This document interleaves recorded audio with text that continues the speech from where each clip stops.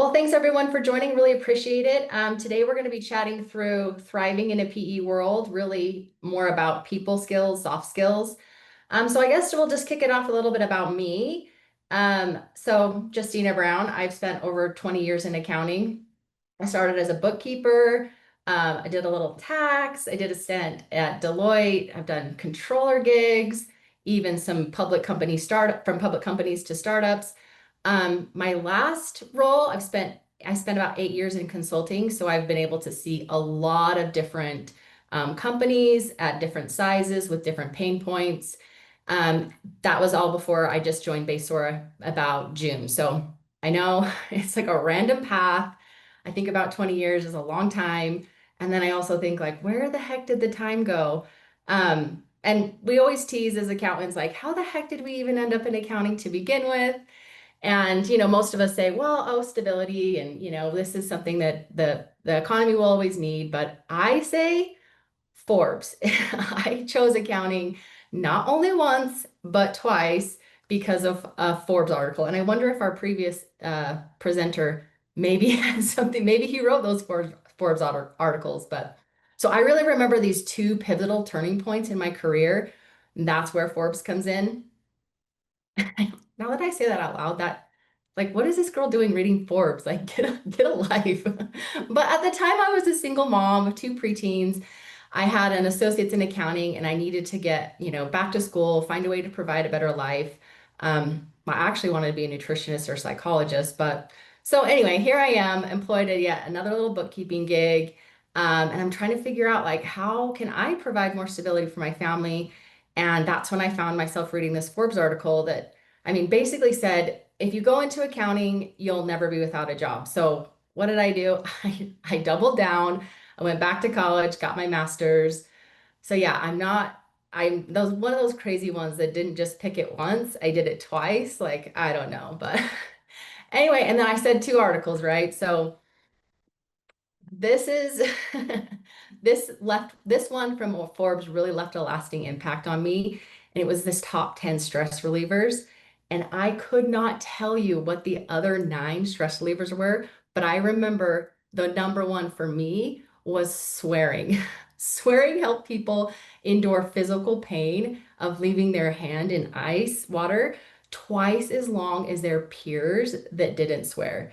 So that kind of hit me as I was thinking about today's topic, like what are the things that kind of get us swearing? And it was really like, man, over the last 5 years, what I've seen over and over again is PE is starting to come up and it's becoming a real presence in our industry. I think it's, they said 2 out of 3 CFOs are working for a PE company right now. And so that really got me thinking like, man, this is can be a really challenging time for most people. And let's be honest, just accounting in general can feel like our hands are in ice cold water, long hours, deadlines, demanding bosses. So even if it's not PE, it's just regular life. Like we're having to deal with a lot of new changes in our industry that can be really challenging. So this is what I saw over and over again in my consulting years. I was on the front line of so many PE transactions, getting their financials ready for the data room, helping support with integration, helping teams adjust with new systems, new KPIs. And over again, I saw the same thing. There's money in the bank, but staff morale was dropping. People were anxious, they're misunderstood, often burning out and leaving their jobs altogether. And that's when I knew I just didn't want to keep putting a band-aid on this. I wanted to be part of building something a little different. And that's why I came to Baysora. We really believe in building relationships here. We partner with firms and help their firms grow, investing in people, processes, and then we share in the profits so everyone benefits. But that's really what brings me here today is really talking about not just the financial process or a difficult transaction. We're going to be talking about relationships and how to build those through difficult conversations, difficult personality types that we run into over and over again.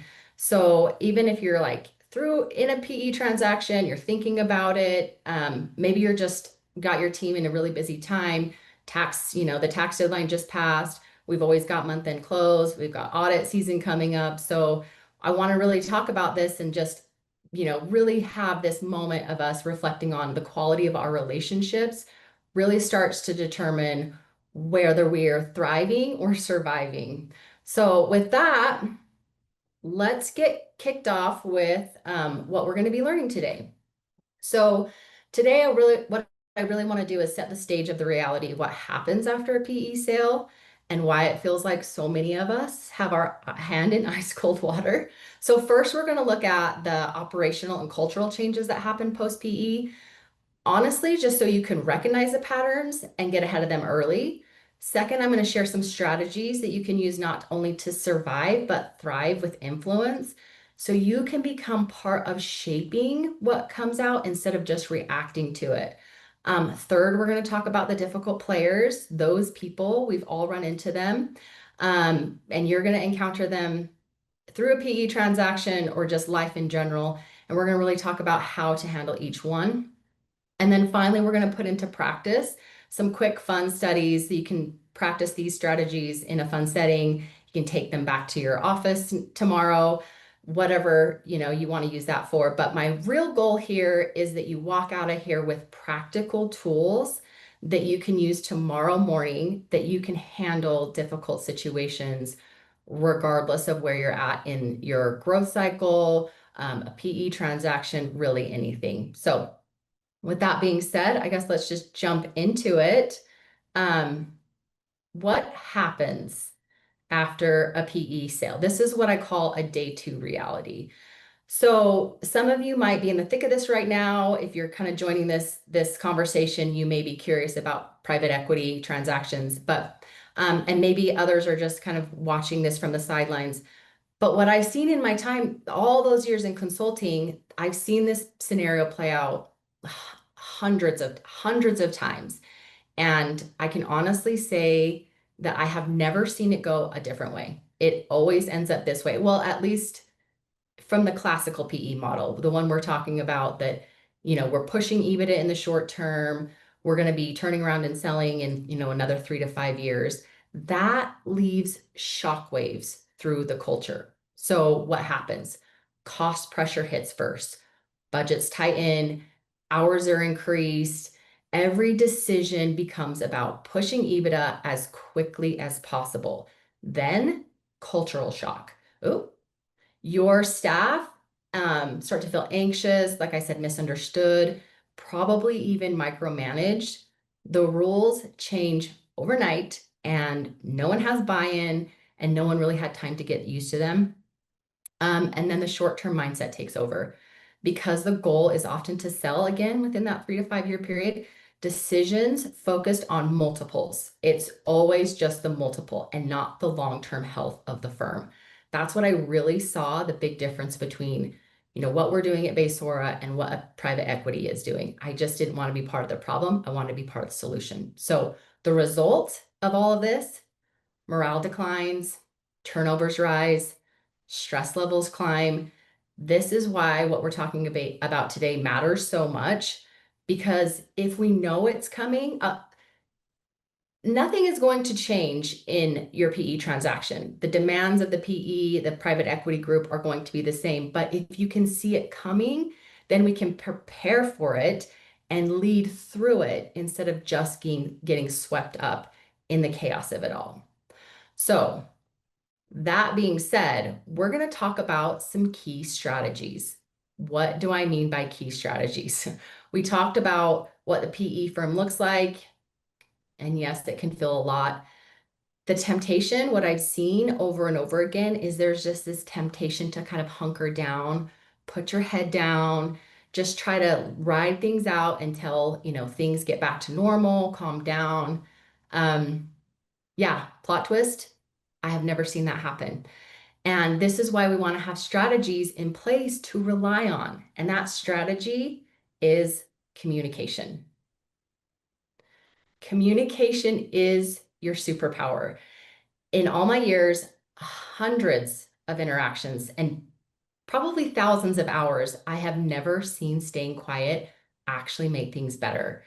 Mastering a verbal and nonverbal communication is It's truly an exponential opportunity to move from survival mode into thriving with influence. The power of communication can be the spark that shapes the room or the silence that surrenders to it. It feels like the stakes are really high when you speak up. I get it. Confrontation can feel really overwhelming.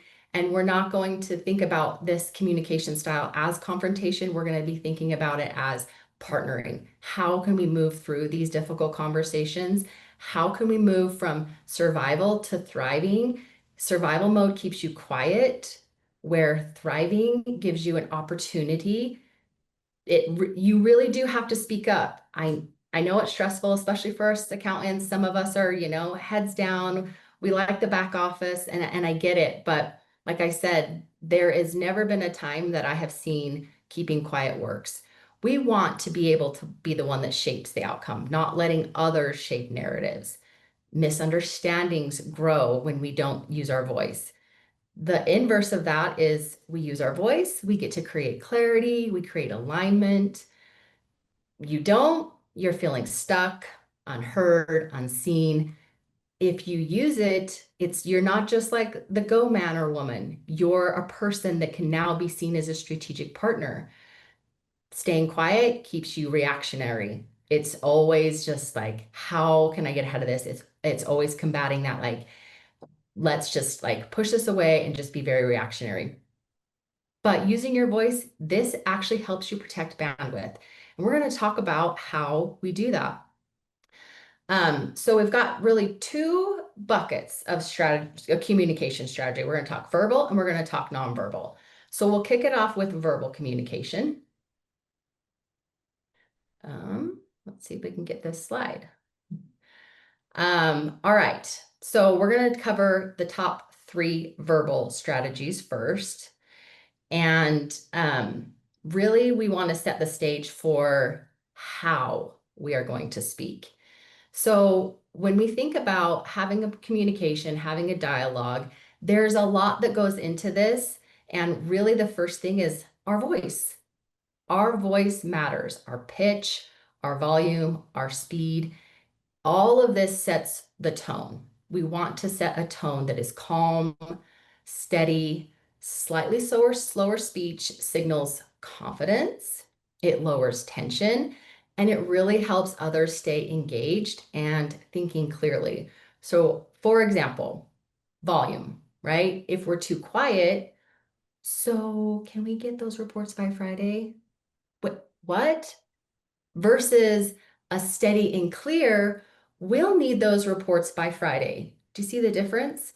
Also pitch. Too high can come off very nervous. Can we get those reports by Friday? And then an even tone, an even pitch, let's have that done by Friday. It's a big difference. Also speed. Speed is important. Too fast. I am notorious for this. I always talk really fast because there's a lot coming out of my brain and my voice, my speed matches it. But as you can see, like saying it too fast is okay, so everything needs to be done by Friday. So let's just like get it figured out and move on. What just happened? I don't know what she just said. I don't know how to address the situation. Versus a paced voice, everything needs to be done by Friday. Let's figure out how to make that work. These all are setting a tone, a warm, expressive tone versus a neutral or even a monotone tone, which, let's be honest, we're accountants. We can be guilty of this. We're very tactical. But if we can really start to understand the volume, pitch, and speed of our voice is going to be really important as we're setting a stage for a difficult conversation. Another key strategy to verbal communication is engagement. Communication isn't just about a monologue, right? We know that a conversation takes 2 or more people. That's how it's going to really work. This is why we want to use engagement as a verbal strategy. Engagement is about inviting someone to the conversation. When you engage someone, you're signaling respect, curiosity, and genuine interest. Underline genuine. You really want them to feel that they're a part of the solution. This builds trust. This makes people want to work with you. It's a rapport builder. They want to work with you. They don't want to just have to be around you. So, one of the simplest ways that use engagement is asking an open-ended question. Again, with genuine curiosity. For example, what's your perspective on this? How would you approach it? This shifts the conversation from a one-way talk to a real collaboration. Some other key strategies that I use for engagement, these can also spark engagement, is using a relatable scenario to connect to their worlds. Sharing a like joke or anecdote. So, the beginning of this, I'm telling you guys about my Forbes article and swearing, like a little joke to engage you guys. Maybe it's, maybe we relate, maybe we don't, but it's just something to get us all engaged. We want to make sure that we're asking open-ended questions that invite input for engagement, but also always making sure we're bringing it back to them. Again, we want these conversations to feel solution oriented instead of, just difficult and combative. So with that, we're going to move on to a little trick that I call pattern interrupt.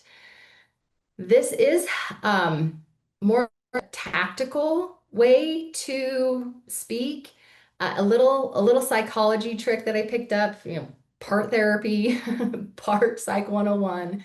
Um, but when you're engaging in a conversation, especially a difficult one, you may notice this person has come into the meeting or come into the conversation with emotions running really high. They're upset, they're spinning emotionally. When that's happening, their brain is literally in fight or flight mode. This is human nature. We all do it. And if we meet that by, responding or matching that with a fact off, we're just going to fact them with their out of their emotions.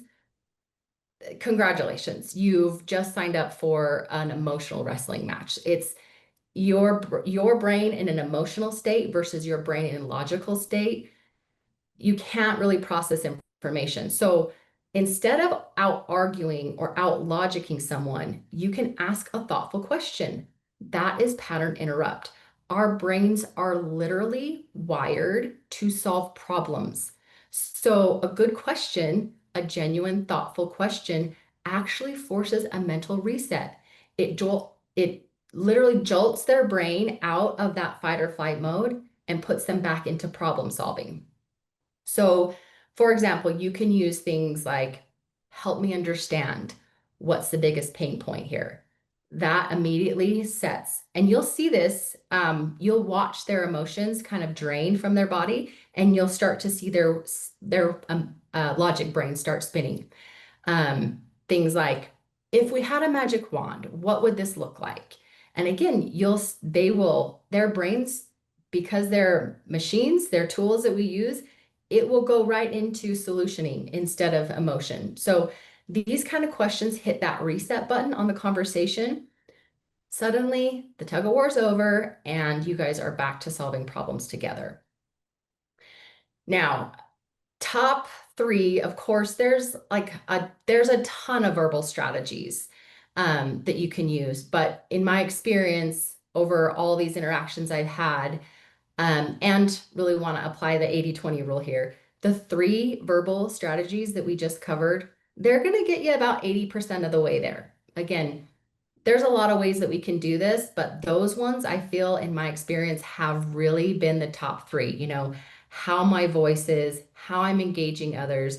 And if I do feel that someone is kind of a little emotional, using a pattern interrupt really sets the tone. So there is a lot to say about how you say things is very powerful, but it's just as important on how we show up.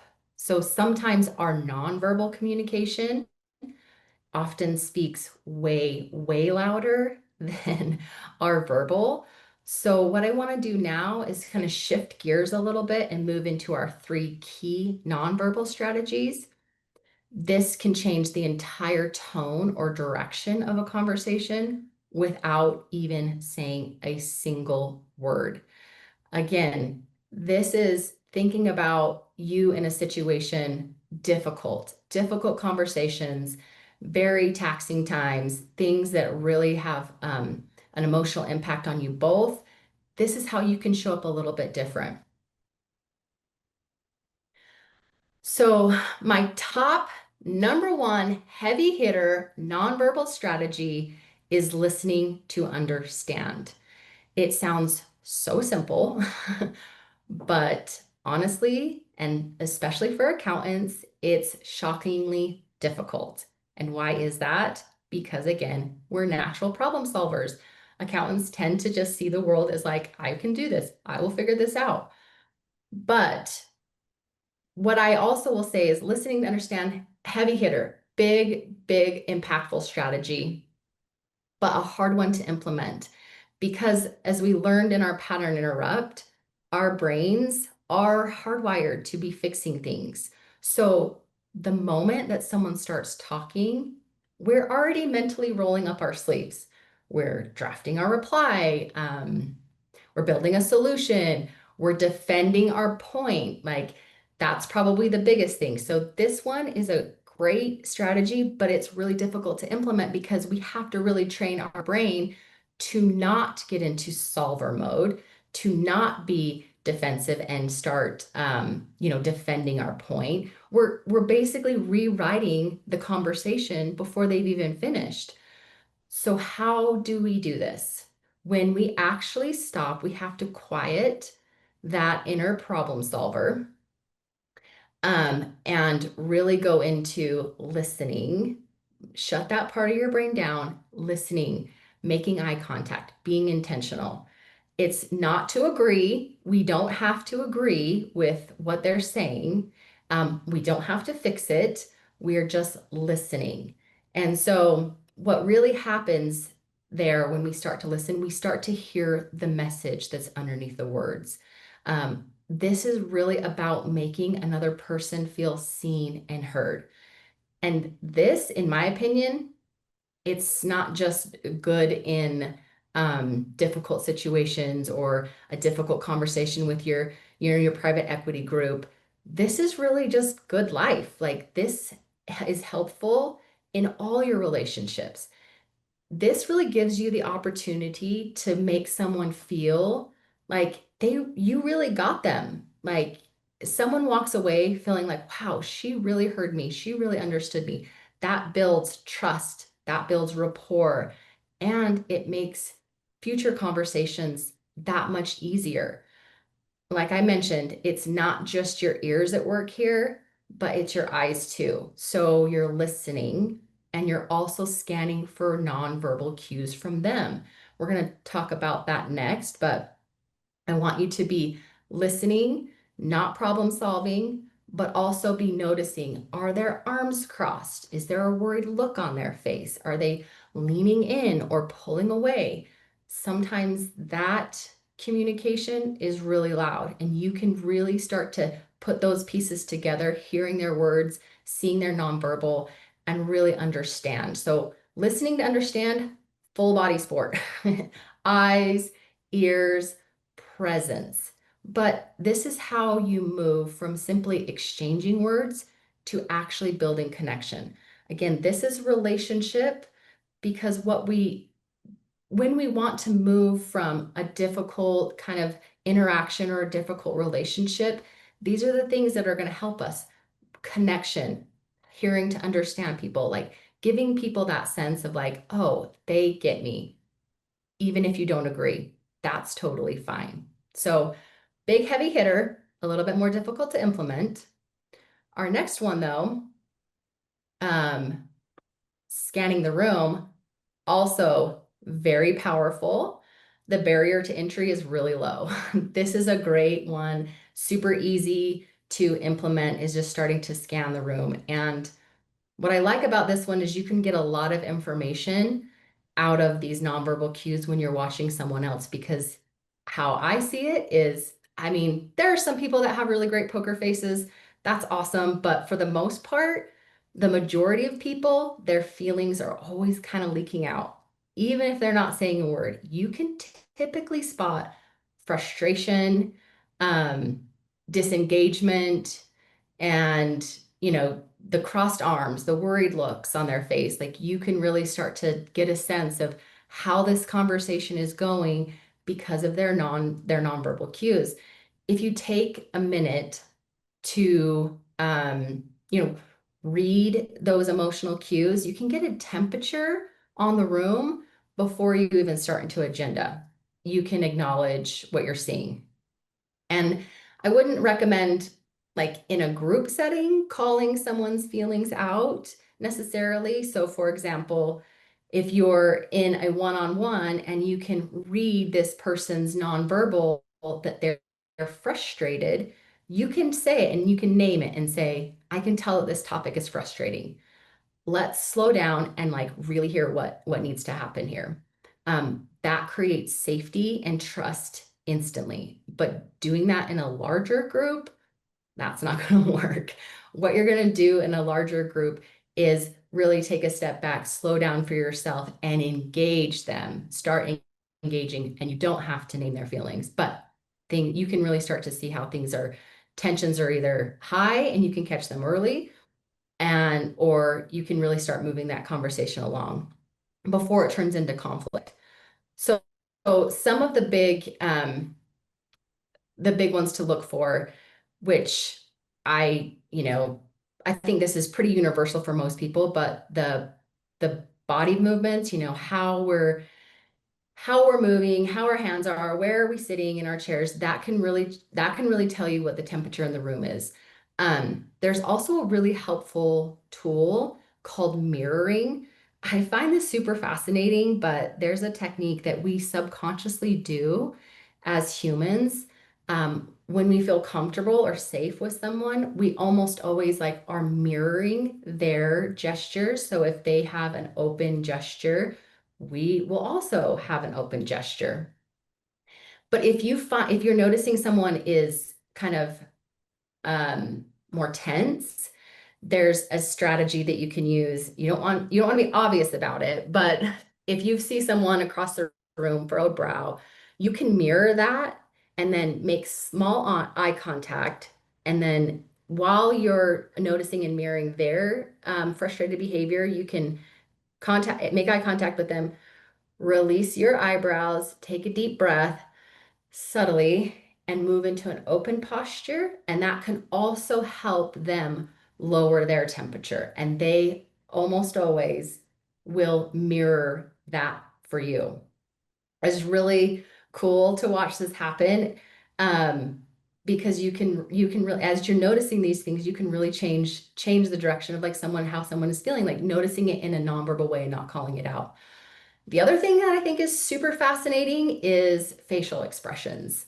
Um, this, I was reading some research that researchers have found that everyone on the planet, regardless of culture, where they live, whatever, people use almost the exact same facial expressions to express happiness, anger, fear, sadness, surprise, and disgust. And to me, I'm like, this is crazy. Everyone is saying the same thing, regardless of their language, regardless of their culture. Our faces are always talking. Even when your mouth isn't, a calm, open expression puts people at ease. A tense, scrunched up one, or even the classic accountant, I'm concentrating face, that can signal to people we have a problem, or maybe we just got some bad news. So the point is that your face is always sending signals, whether you mean to or not. Just make sure you're conscious of it so you can show up the way that you want to. And then last, eye contact. Eye contact is super, I think it's like a sneaky power move, right? You can, if you make too little eye contact, you can look closed off, distracted. Even uh, research says that people find you untrustworthy if you're not making enough eye contact. But then too much eye contact is like you've zoned out. You're not engaged anymore, or you can start looking like a Bond villain, right? Where you're like plotting. So the sweet spot here is to make eye contact naturally, hold it for a moment and then naturally look away. This signals to people, I'm listening, I'm not plotting against you. So the key takeaways here really is when you combine these things, body movement, facial expression, eye contact, you can create an open, calm, and trustworthy presence, the presence that often speaks louder than words. So again, big heavy hitter here, easier to implement than listening to understand. Our last strategy, nonverbal strategy, is demeanor. So I think it's great that people say, you only get one chance to make a first impression. And I think that's not necessarily true. Sure, you can only get one chance to make the first impression once, but the truth of the matter is you're always making impressions all the time. Every meeting, every conversation, every raised eyebrow, you're constantly making an impression on people. So when it comes to non-verbal communication, demeanor is everything. The way you show up in a room will either pour gasoline on a fire or it will help everybody exhale. So, demeanor, first, I just want you to stay calm, positive. Listen, even if you're stressed out, your energy sets the tone, and it's okay. It's okay if we come into it, simply naming it either internally or externally, saying, like, I'm frustrated today, but still carrying that calm, positive energy. It can signal to everyone else, like, hey, it's okay to be human, but also we've got this. Being a little reassuring as you're kind of, sitting in this, you're positive, you're calm, you can kind of feel this energy and you have this reassuring energy. It's like, it's no problem. There's no problem here. We will work through this. That really helps, like, just drop the temperature a little bit, really gives, 2 inches off of people's shoulders when it can just feel like it's okay. It's just this steady, calm presence. And then listening to understand, this is a big part of demeanor. It's not just the words. There's a lot of information that's happening around you, tapping of a pen or shuffling papers. You're listening for all of that. You're kind of understanding just like what is actually happening in this room for these other people. And then really just showing the empathy and kindness for others because we are all human, because we all tend to have the same feelings, emotions. We show up pretty much the same way. Let's just have some kindness for others to say, hey, you seem frustrated. That's okay, no problem. Just diffuses the tension and really gets us into problem solving again. Like, how are we going to get through this? Let's not make it a big deal. Yes, my boss is fired up again. No problem. Let's get through this. Um, so again, it's just we're all feeling this. So let's just have a little understanding for everybody. Okay, so we've gotten through the strategies. Keep those in mind. We've got 6. And now we're going to introduce those type of people. Um, these are 5 archetypes of like difficult personalities. I will say, again, over my experience, these 20 years, thousands of interactions, they really do. Difficult personalities fall into these 5 categories. It's very rare that I've seen someone not. It's I have seen someone be more than one of these. So, we know these type of people. So we're just labeling them, we're giving them a name so we can strategize how to, when we recognize them, how we can move through that. So, um, this is where, we're going to talk through each one. And then the next kind of section is that real tactical, like actual experience. So we're going to walk through that. So let's introduce these players. Again, let's see, this is not right. There we go. So difficult players. We've got the hijacker. This person's typically, they can't stay on topic. They're always changing the subject. They're just hijacking the conversation. Um, Really kind of challenging person to work with. We've got the naysayer. This person typically is like, man, my ideas are better than everyone else. Like, I don't care. But underneath of that, they're kind of actually just really afraid of change. Then we've got the excuser. Like, I know you know these kind of people, like everything else is the problem, has nothing to do with them. They typically don't do well at prioritizing or delegating. They have an excuse for everything. And then we've got the creeper. This is the person that's just like one more thing. You're already in a deadline, things are already difficult, and they just want one more thing, one more thing. Like, can we just have one more report, one more KPI? Oh my gosh. So the creeper, we call it the creeper. And then the bully, difficult personality to deal with, very aggressive, outside of passion. We do have kind of those bosses or those folks in our circle that can have a real passion for something and maybe use a gruff voice, but this is aggression. This is a little bit more than your regular, like, ugh. So, and another key indicator here is they typically avoid eye contact because eye contact will signal to another person like, oh, it's your turn to to talk. They won't. They'll come in hot and heavy and just kind of take over the whole thing. So all this to say, we know those type of people, and we also know that this can be us at any given moment. We can be the scope creeper, we can be the bully, we can be the excuser. So think about that as you're kind of working with these people, that they might have that same experience with you. So again, let's just, have some empathy, some kindness for this, because again, we're all human, we're all working through this. All right, so let's get into it. Now we've learned the strategies, we've met the players. Let's go through some real life scenarios. So we're going to take this back to our PE transaction, right? You're in a post-acquisition meeting. Let's imagine this. Agenda's clear. You're walking through the month-end close process. You're mapping what needs to be done. And there's one person in the room who keeps hijacking the conversation.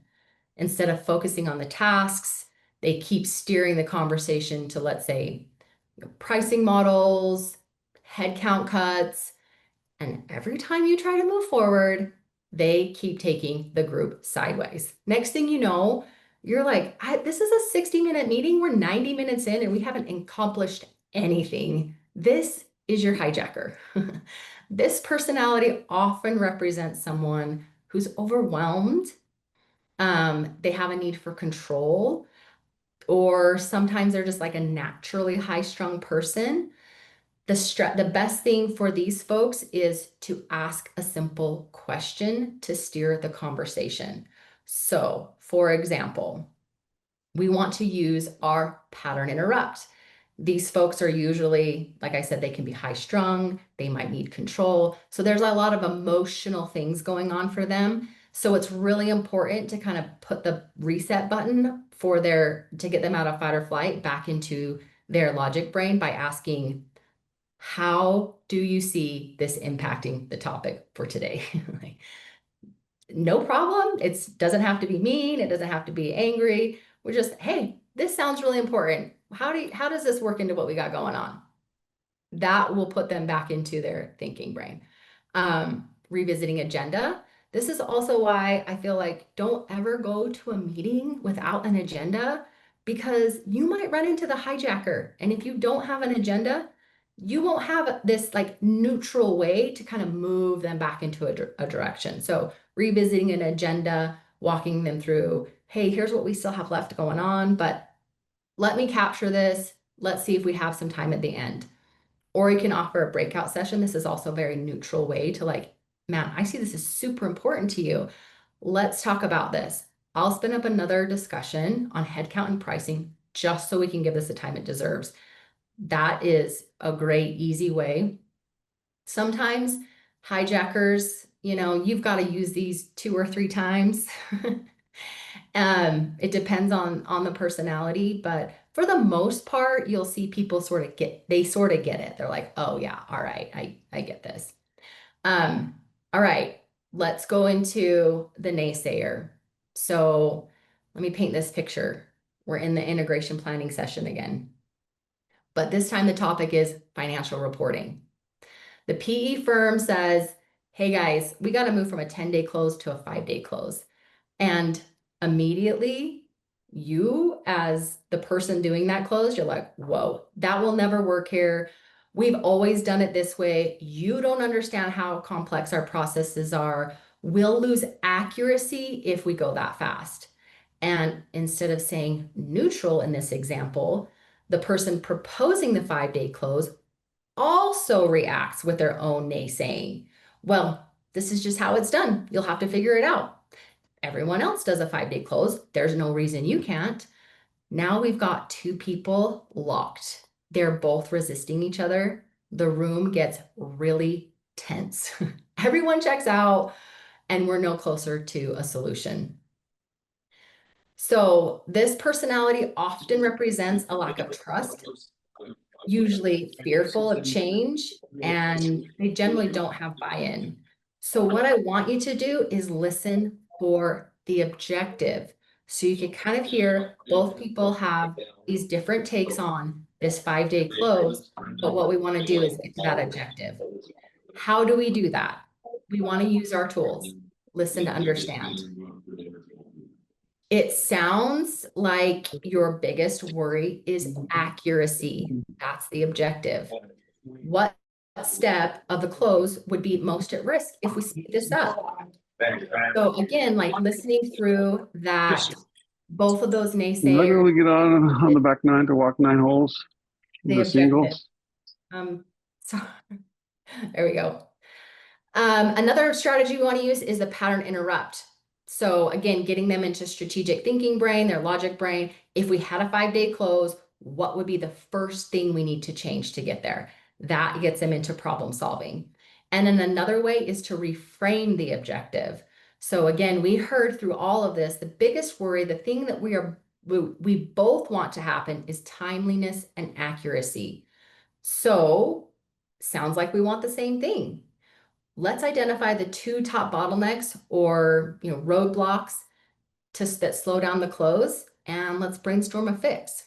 So centering on the objective, but this takes that listening to understand, which can be a little difficult. All right.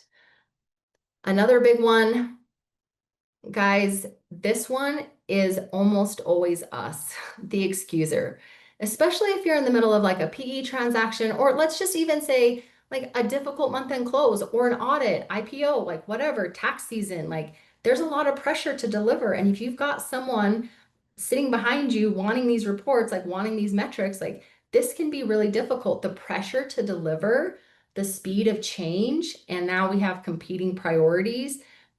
They can push any of us into behaviors that we wouldn't normally show. So the excuser is a perfect example of how we can be these people. Let's say you're in a month-end close. Your PE team is expecting that the data room is updated by Friday, but the month has been brutal. You're short-staffed. You got a crappy system. You pulled an all-nighter fixing account recs, whatever, right? So when they ask for a status, you hear yourself saying like, we didn't have enough time this month. Like the system is garbage. Like we were waiting on another department. Like from the outside, it sounds like you're making excuses, but really you're feeling pressure. You're stretched too thin. You're trying to manage the best you can. So this personality often reflects someone that's overwhelmed, uncertain about their own abilities or how to deliver. They typically will naturally approach challenges with caution. This doesn't sound like CPAs at all. Like what? We're risk adverse? No. But keep in mind that excuses are symptoms. They are not the source. So if you find yourself or anyone else giving an excuse, it's a great time to notice and to hear that this is a sign to pause and dig deeper. So I want you to do a pattern interrupt on yourself. What am I really worried about here? Is it capacity? Is it clarity? Like, am I afraid I'm missing something important? Um, you can ask yourself, like, what do I need to move forward? Support? Is it, prioritization? Do I need more information? As you do this to yourself and even for others, I want you to pay attention to your own nonverbal cues. Are you sounding defensive? Are you avoiding eye contact? Are you talking too fast? These are signals that there's more underneath the surface that needs to be addressed. So when you get to the root of what's causing the frustration and understanding that this is a moment to turn from frustration into something productive, saying something like, here's what I can and can't do, but here's what I need to make this work. Like, it really is helping you understand, like, what is underneath of all of this. Like, it's not the glitchy system. Well, maybe it is. It's not the late nights. It's the pressure. You're overwhelmed. So let's reprioritize. Let's focus on how we can move forward. Any of us can slip into this, especially when we're stressed. Again, excuses are symptoms. They're not the source. This is an indication that you need to dig deeper and give something else attention. So listening, being self-aware, it just helps us get back from the excuses into solutions. So, okay, we're getting close now. I think we're getting close on time too. So let's talk about the creeper, because honestly, everybody's had this boss. Everybody's had somebody like this in their life. And if you haven't, bless, because I need your job. The scope creeper in this scenario, we'll just lay this out. It's like your PE manager, somebody who's come to you and it's like, you know, I want this. I need more. So I want you to kind of imagine yourself. You've just closed the books. This is your first month post-close acquisition. You're exhausted, but you're super proud. You hit the deadlines, and here's your reporting package. You're super stoked on it, even though you're tired. And the PE manager emails you and just like, well, like while you're in there, can I also pull like the revenue trend report? Like, when you're into this report or while you're doing this thing, can we also do like a head count to revenue ratio for the last 3 years? Or something like, let's start tracking DSO until we get a feel for it. You're like, oh my gosh. Every request sounds really small, but they add up. And suddenly your workload is doubled. I know you guys have all felt this. You've missed other deadlines. You're like burning out. So how we want to address this situation, this is usually someone who's under extreme internal pressure or external pressure. Sometimes people do this to themselves. They often see new ideas as opportunity for improvement. Like, not all of us see the world that way. So that's really difficult and challenging for us that don't. It's like, this is a new idea that doesn't always equal improvement. It doesn't always equal that. But from their perspective, it really does. So instead of just saying no, like, what we want to do is learn the power of pause and prioritizing together. Because, your boss, your PE manager, whatever, they're not trying to bury you. They're under pressure, or they're thinking about, like, this is such a great opportunity. Let's fix this. And you're like, what the heck? So pausing, clarifying, prioritizing turns everything, like that yes, everything, into a balanced, healthy relationship. So you're going to do a listen to understand. A lot of times it's like, oh, I want this report, or I want you to make this thing.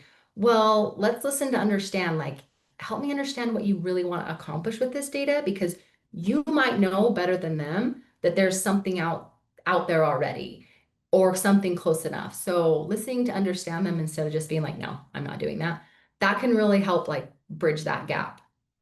Um, Also a pattern interrupt for them, like, hey, happy to make this work, but like, which priorities do you want to shift? Like, which ones do you feel comfortable moving around? that gets them strategically thinking like, oh, I've got priorities, da, da, da. And then they start thinking about that.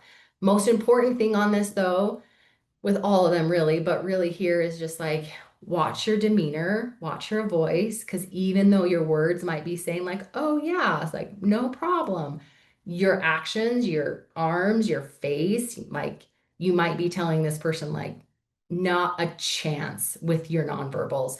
So be open, be receptive because this doesn't go away. Like these things don't go away, but you can adjust how you show up for them so you guys can get on the same page. All right. Last but not least, we are going to talk about the bully. So we've talked about listening to understand, pattern interrupt, reading nonverbal cues, being intentional with our voice, demeanor, and here's where all of those skills come together when you run into the hardest personality, the bully. The bully often is someone who leads with intensity, control. They're often driven by pressure. They fear losing influence. They have a need to assert authority. They can show up as really strong energy, interrupting, challenging, even belittling. And this is where it's super easy to get hooked and to match their intensity or to shut down completely. But the goal here is not to overpower the bully. It's when you need to find center space. Finding center space means, taking that mental pause, choosing how you want to show up instead of being pulled into their storm. Like, let's find out what's actually going on. We see that these people are more likely than not in a deep fight or flight mode. So be very, very cognizant of your demeanor. You can have a big impact on how this person shows up when you stay calm, positive. You watch your tone of voice. So it's like you're paced, you're confident. So, what is actually going on here? I want you to do a listen to understand for them. That's going to be difficult because these people are always coming in hot. But again, like just check your own temperature, slow things down, listen to understand what's really going on here. Like, what do you really need to see happen?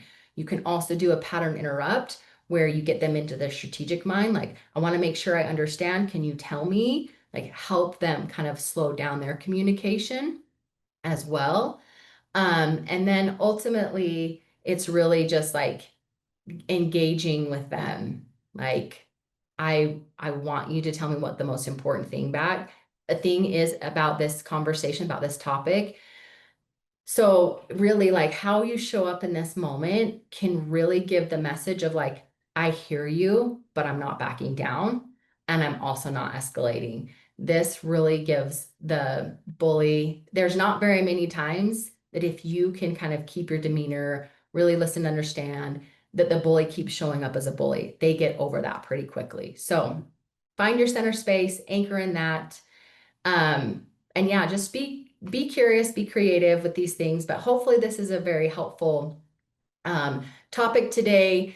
I really just want to, kind of round this out by saying, surviving, like thriving in the PE world or any world, it's not about calculating more KPIs. It's not about closing the books faster or doing more with less. It's about showing up with clarity, confidence, really, understanding relationships and elevating yourself to that. So, with that being said, we put together a people skills checklist. You can get it out on baysora.com/checklist. It's just a little reminder of how we worked through these, the different types of difficult players, what strategies you can use. And hopefully that helps with, your team or whatever you're going through in your current environment. But